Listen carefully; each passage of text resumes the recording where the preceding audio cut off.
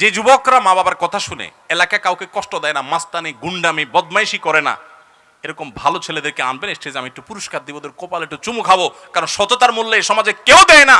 এই স্টেজ মসজিদের মিম্বর যদি না দেয় তো আল্লাহর জমিন থেকে সততা ধুয়ে মুছে চলে যাবে।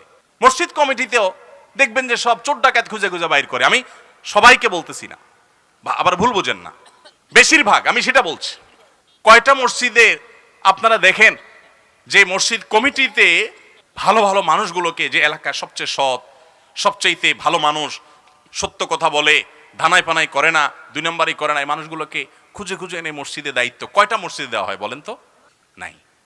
কারণ আমরা সবাই চাই, আমরা হুজুররাও চাই যে মসজিদটা চকচক করুক, আমার কমিটির লোকজন চোর ডাকাত যাই হোক মসজিদ যেন চকচক করে। এটা কি ইসলাম? এটা ইসলাম না। আমার মাহফিলের চকচকের চাইতে গুরুত্বপূর্ণ হলো আমরা যেন সৎ হতে পারি। তো সৎ হতে হলে অনেক ঝামেলা আছে। যুবক ভাইরা, এখন আপনারা সিদ্ধান্ত নেন কে কে সৎ থাকবেন আর কে কে অসৎ থাকবেন।